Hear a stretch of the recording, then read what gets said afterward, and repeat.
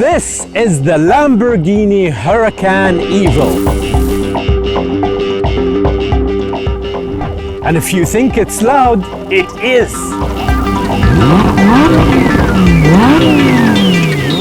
Fast, it is. Expensive, it is.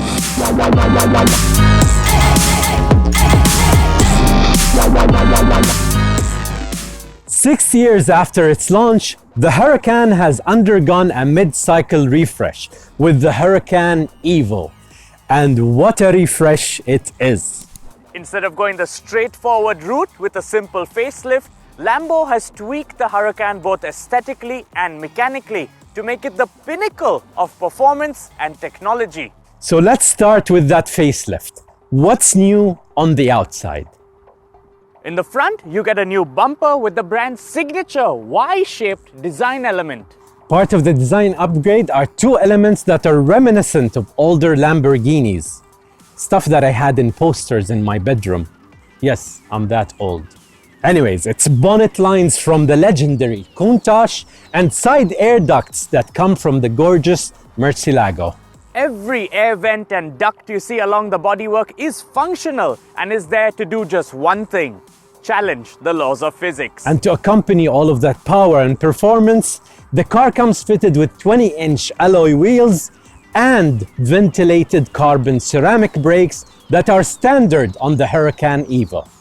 Here in the back, you get a new bumper with a bigger diffuser. And center exit exhausts that come from the Huracan Performante. All along with a new spoiler that does three very important tasks. First, it generates 5 times as much downforce as the older Huracan. Second, it pushes all the hot air coming out of the exhaust away from the car.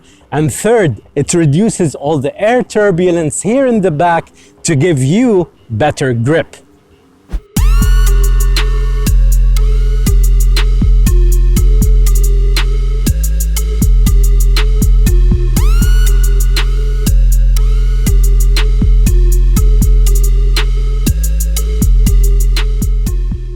Anas, how do you know you're in a supercar? Easy. It's when you don't find anything in its usual place and your muscle memory fails you every time you try to open a window or give a turning signal. Like in the Huracan Evo, most cars have stalks behind the steering wheel for the indicators and wipers. But here, they're buttons on the steering wheel. And the window buttons aren't on the doors. Instead, they're part of the buttons on the dashboard. And you definitely know you're in a supercar when your gear lever looks like it came out of a spaceship. And you know you're definitely in a Lambo when your starter button looks like it came out of a fighter jet. New to the Huracan Evo, we get an 8.4 touch infotainment screen, which is now exclusive to the brand, meaning no more sharing screens with Audi. Since it's Italian, it does have its quirks. For instance, the GPS doesn't work. At least on this car, it loads some more, crashes, loads some more, crashes, and keeps doing that. You get the point. And it changes the language on its own sometimes. But you see, these quirks add to the character of the car. Like how you need to pull out the key from your pocket and show it off every time you need to lock or unlock the car. And it comes with the super cool features. The handles pop out automatically when you open the doors. It's cool, right? Regardless of that, it does come with Android Auto, Apple CarPlay, and a 10-speaker Sensonum audio system. And we also get a huge instrument cluster display that changes layouts every time you change the drive mode. And my favorite being Corsa, which is track mode.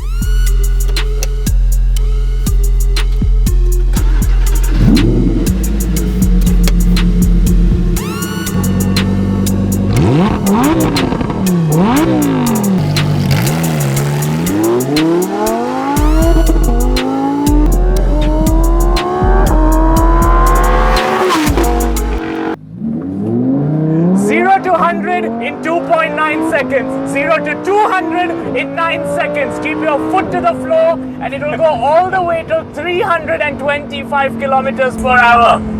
All of that is made possible by a naturally aspirated 5.2 liter V10 engine that comes from the Huracan Performante. It produces 631 horsepower and 600 Newton meters of torque. And it's accompanied by a marvelous symphony of sounds that are coming from the exhausts and the air intakes. It's purely marvelous. Being naturally aspirated, you can really push the Huracan high into the rev range. In fact, Lamborghini wants you to, which is why peak torque is at 6,500 RPM and peak power is all the way at a thrilling 8,000 RPM.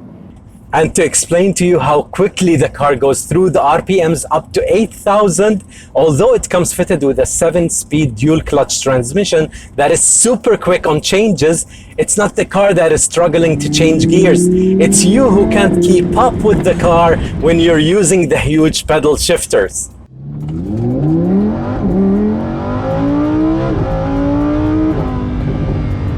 If you want the Huracan to shift for you, you can always keep it in Strada, Street mode, or even Sport mode. But if you want to experience the car to the fullest, then keep it in Corsa mode and master those shifts because it's so satisfying. It's also amazing how the car changes character so much in each drive mode. But seriously, we haven't even touched on the most amazing thing about the Huracan Evo. Let me explain. You see, driving a supercar at its limits requires a lot of bravery. But what Lamborghini has done with the Huracan Evo, that they have pushed those limits so high that you can look like a professional racing driver with minimal effort. Being a supercar, there's always plenty of systems that are trying to analyze what is going on at any given point in time. For starters, the Huracan Evo gets an all-wheel drive system with torque vectoring that knows exactly how much torque to send to each wheel for maximum grip. Add to that an all-wheel steering system, which is a first for Lamborghini, that moves the rear wheels a few degrees to add to the maximum grip you get on corners. Not just that, it also gets the Lamborghini's dynamic steering system and magnetic ride control as standard. All of those systems continuously communicate with each other to tell the car what is going on in what Lamborghini calls LDVI, Lamborghini Dinamica Veicolo Integrata, which I totally butchered there in Italian. But to put it in simple words, LDVI is basically a supercomputer that gathers all of that information and tells each of those systems what to do to give you maximum performance instantly. And we literally mean instantly, because LDVI can react to any new given input in just 20 milliseconds. In fact, it's so fast that Lamborghini no longer calls it feedback, but feed forward. Anas, do you think this is the most exciting car we've ever driven? Well, the Huracan Evo is an exciting car for sure, but I'm going to answer your question by giving two specific examples. If I know you well enough, these examples are going to include a Japanese car and some sort of Ferrari. You know me too well, because the first time I felt so much confidence driving a car to its limits was in the Nissan GT-R. But the Huracan Evo does that in the same manner, but it adds so much thrill and so much insanity to the whole experience. If I want to compare the Huracan to driving a Ferrari, I can tell you driving the Huracan Evo feels so much easier, but the Ferrari still gives you so much more feedback from its steering wheel. I know we've been going on and on about how fast and exciting the Huracan is to drive, but you can also drive it daily, and Lamborghini would like you to. And that's why Lamborghini is advertising the Huracan Evo with the tagline, "Everyday Amplified." They've really tried hard to make it livable with. They've even put a button to lift the nose so that you don't scrape it on any speed breakers or potholes, as well as sensors in the front and back, and a reverse camera. If you want speed and thrill, there are many fast cars out there, but not many offer the same insanity and drama that the Huracan Evo has to offer. With a starting price of 1.3 million dirhams, it isn't cheap. In fact, you can have 6 C8 Chevrolet Corvettes for the same amount of money. Or 3 Porsche 911. Or 2 Nissan GTR Nismos. But you know which one we'd have? The Lambo, without a shadow of doubt. Thanks for watching.